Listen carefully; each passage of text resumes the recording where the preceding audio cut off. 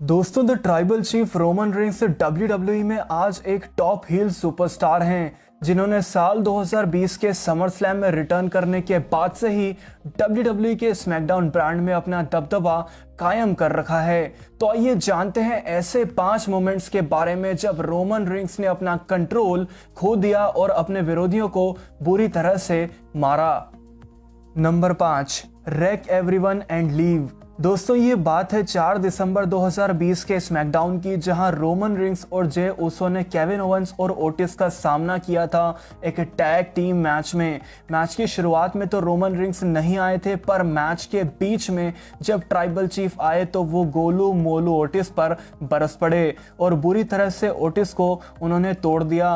उन्होंने यहाँ ओटिस को संभलने का मौका भी नहीं दिया था क्योंकि रोमन उन पर लगातार हमला किए जा रहे थे। स्टील पोस्ट्स और स्टील स्टेप्स पर ओटिस को ठोकने के बाद रोमन ने स्टील की सीढ़ी को अपने दोनों हाथों से उठाया और एक के बाद एक 5 बार ओटिस पर उससे वार किया, जिस वजह से ओटिस की चटनी बन गई और उनके एल लग गए थे।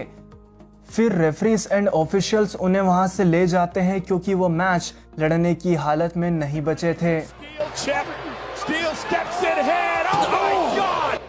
इसके बाद में अकेले बचे केविन ओवेंस ने एक बहुत बड़ी गलती कर दी। उन्होंने ट्राइबल चीफ रोमन रिंग्स पर हमला किया, फिर जे उसो को स्टनर मारकर जैसे ही कवर किया वैसे ही गुस्से में आग बबूला हुए रोमन रिंग्स रिंग में आते हैं और केविन ओवेंस को गियोटिन लॉक दे देते हैं। यहाँ डिस्क्वालिफिकेशन से भले ही केविन ओवेंस की टीम जीत गई थी, पर ओटिस की तरह ही केविन ओवेंस को भी दर्द झेलना बाकी था। फिर जे उसो से रिंग में स्टील चेयर मंगवाकर ट्राइबल चीफ ने स्टील चेयर से केविन ओवेंस पर अपना कहर बरसाना शुरू कर दिया और एक बाजे की तरह ओवेंस को दे दनादन बजाया जाता है। फिर जैसे ही जे उसो ने ओवेंस के ऊपर स्टील चेयर रखकर उन्हें स्प्लैश मारा, वैसे ही रोमन रिंग्स ने स्टील की चेयर के साथ जे पर भी हमला कर दिया और रोमन उन पर बुरी तरह से बरस पड़े। इस तरह से ओटिस और केविन ओवेंस के साथ साथ जे उसो को भी रोमन ने लपेट लिया था। Number 4, attacking triple H twice. दोस्तों the game triple H WWE में रोमन रिंग्स के सबसे बड़े विरोधियों में से एक रहे हैं। साल 2015 के TLC पेपर व्यू में जब रोमन रिंग्स और शेमस के बीच WWE वर्ल्ड हेवीवेट चैंपियनशिप के लिए TLC मैच हुआ था, तो अंत में रोमन लीग ऑफ नेशंस की टीम के इंटरप्ट करने की वजह से मैच हार गए थे। इसके बाद में रोमन अपना कंट्रोल खो देते हैं और जीत का जश्न बनाते हुए शेमस, एल्बर्टो डेल रियो और रूसेव पर खतरनाक हमला करके इन तीनों को रौंद कर रख देते हैं। जैसे ही ट्रिपल एच शेमस को बचाने के लिए रिंग में आते हैं, वैसे ही सटके हुए बिग डॉग द गेम पर भी बरस पड़ते हैं। इस तरह से ट्रिपल एच भी रोमन रिंग्स की चपेट में आ गए। कई सारी स्टील चेयर्स और टेबल पर पावर बॉम्ब मारने के बाद रोमन ने अंत में द गेम को टेबल पर एल्बो मारा। बाद में जब ट्रिपल एच को उठाकर ले जाया जा रहा था, तब भी रोमन रिंग्स फिर से आकर उन्हें स्पीयर ठोक डालते हैं। इस हमले के बाद द गेम को स्ट्रेचर पर लेटाकर एम्बुलेंस की मदद से अस्पताल लेकर जाया जाता है। फिर मार्च 2016 के रॉ में एक बार फिर से ट्रिपल एच पर रोमन रिंग्स ने हमला किया था, जहां उन्होंने काफी समय के बाद अपनी वापसी की थी और वो बहुत गुस्से में थे। एक मोमेंट पर रोमन रिंग्स यहां द गेम के सर पर काला बक्सा फेंकते हैं, जिस वजह से उनके सिर में चोट लग जाती है और उन्हें खून निकलने लगता है। फिर रोमन LED टीवी से उनकी पीठ पर वार करते हैं, जिस वजह से ट्रिपल एच के सर में स्टिचेस यानी कि 6 टाके लगते हैं और उनकी पीठ में से कई सारे छोटे छोटे कांच के टुकड़ों को भी निकाला जाता है। इस तरह से ट्रिपल एच को 2 बार रोमन रिंग्स के हाथों मार खानी पड़ती है। Number 3, attacking the boss plus WWE championship. दोस्तों रोमन रिंग्स ने एक नहीं बल्कि कई बार विंस मैकमैन पर हमला किया। जब 14 दिसंबर 2015 को शेमस के खिलाफ हुए मैच में रोमन रिंग्स ने WWE वर्ल्ड चैंपियनशिप जीती थी, तो वहां भी उन्होंने मैच के दौरान विंस मैकमैन को सुपरमैन पंच का स्वाद चखाया था। फिर 4 जनवरी 2016 को हुए रीमैच में जब विंस मैकमैन रेफरी बने और काउंट करने में नाटक कर रहे थे, कभी आंख में डालने के लिए आई ड्रॉप मांग रहे थे तो कभी नाक की सेबड़ी साफ करने के लिए रुमाल। क्योंकि वो नहीं चाहते थे कि रोमन WWE चैंपियनशिप को रिटेन करें। फिर क्या था, बिग डॉग की सटक गई और रोमन ने विंस को सरप्राइज करते हुए धड़ाम से उन्हें सुपरमैन पंच का स्वाद चखाया।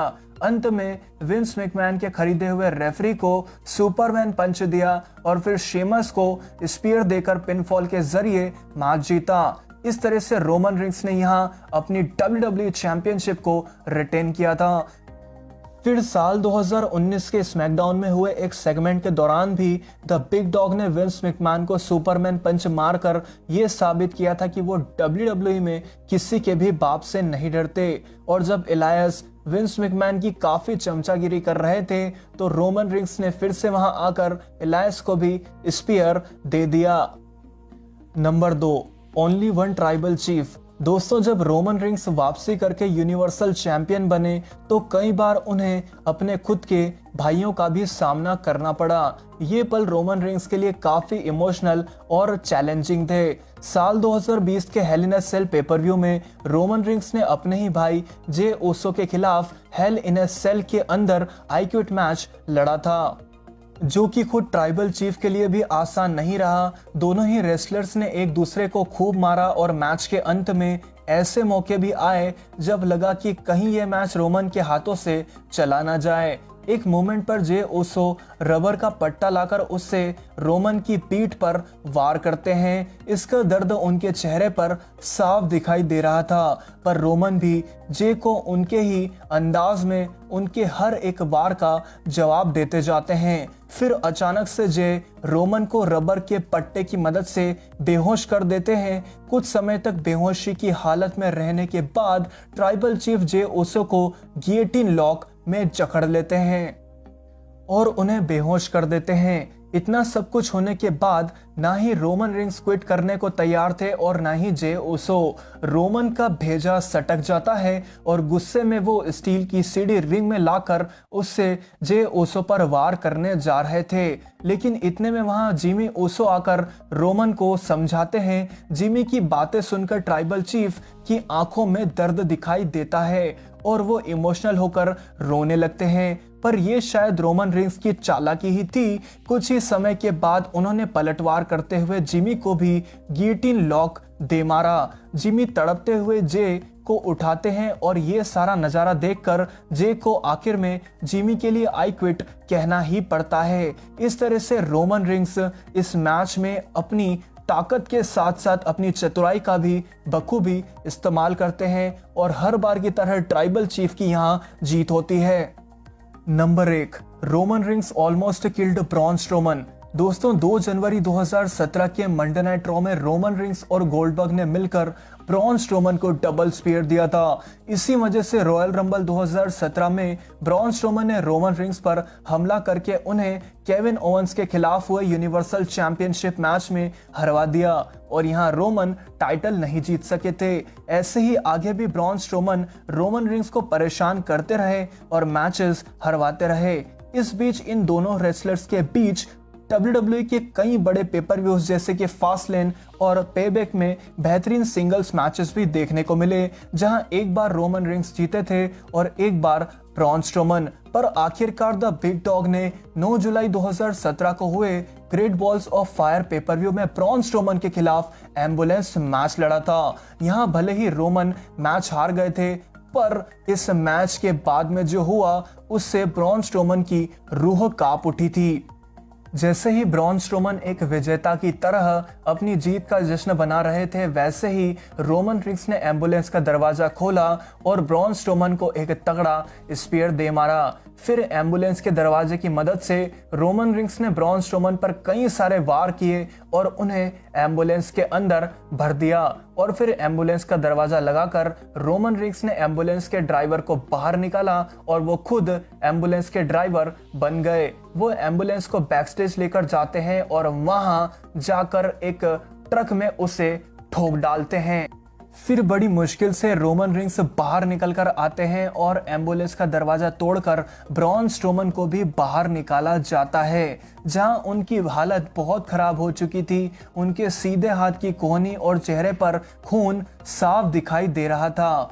इस तरह से रोमन रिग्स ने यहाँ ब्रॉन स्ट्रोमन की वाट लगा कर रख दी थी और उन्हें बहुत बुरी तरीके से मारकर उनसे अपना बदला पूरा किया था। तो दोस्तों, इन पांचों पलों में से आपको सबसे ज्यादा खतरनाक पल कौन सा लगा, मुझे कमेंट करके जरूर बताइएगा। आज की वीडियो में था इतना ही। अगर वीडियो पसंद आया हो तो इसे लाइक, कमेंट और शेयर करें। चैनल को सब्सक्राइब करके बेल आइकन को जरूर प्रेस करें। Believe in God and thanks for watching.